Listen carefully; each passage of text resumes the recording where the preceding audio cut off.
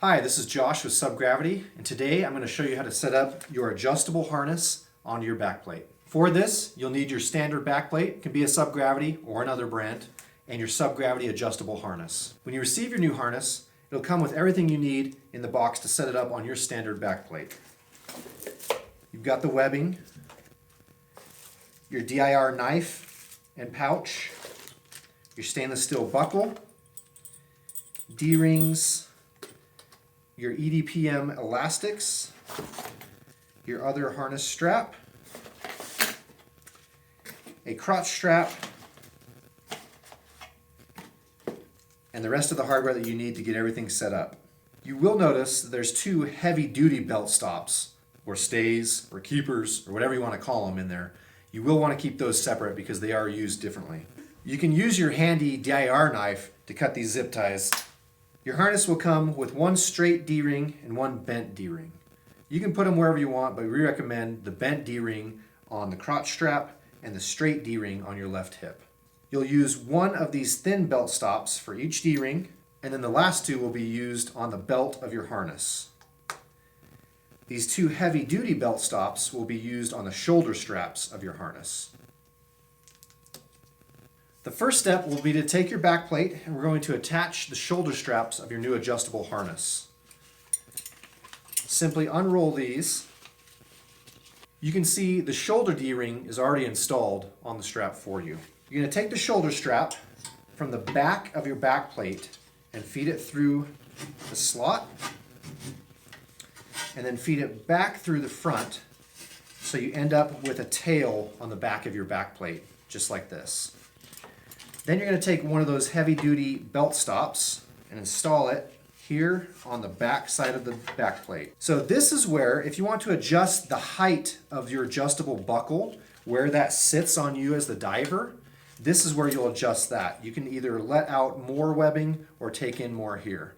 And then once you have it sized correctly, feel free to trim as much as you want off the back here, although leaving a tail doesn't really bother anything.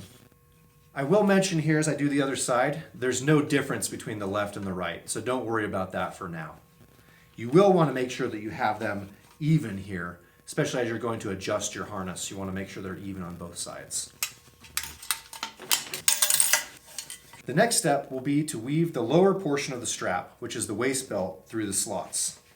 So make sure you have everything straight. It should come down, and then this webbing should turn just 90 degrees outwards to feed through the slot. So you're going to feed it through. You're going to take one of the thin belt stops, install it on the waist belt here, and this fixes the position of the waist belt. So that way it's not moving once you have it properly adjusted.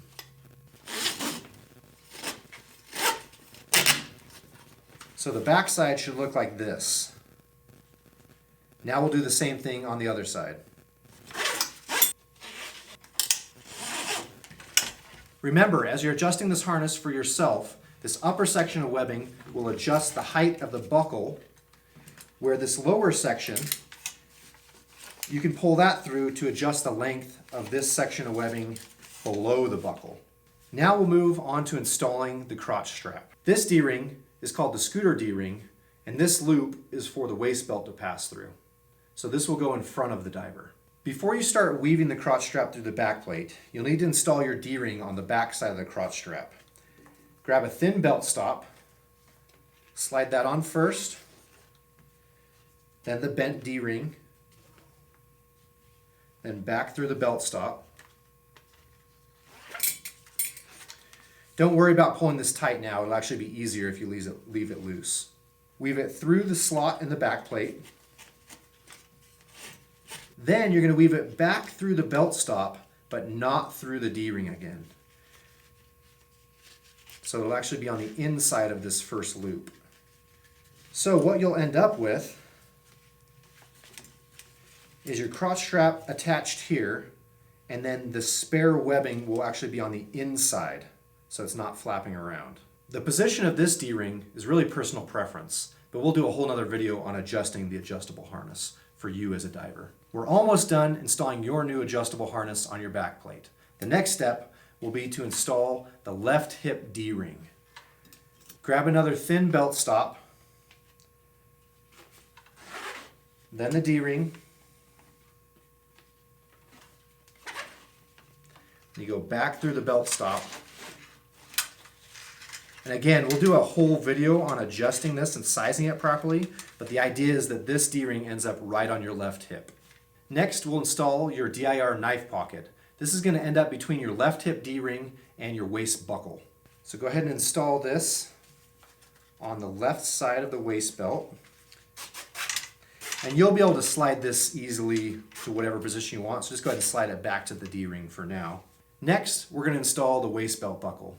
You're going to have to redo this when you properly size the harness to fit yourself as a diver, but we'll show you how to install it now anyway. To properly install the waist belt buckle, looking from above, you're going to weave the waist belt down, up, back down again,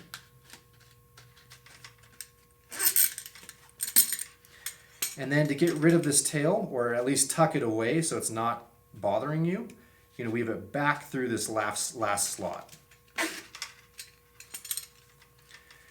That way, once you have it adjusted, you can tuck this away, maybe even put a rubber band or two here to hold it, and it's not going to bother you, but you still have webbing for adjustments in the future.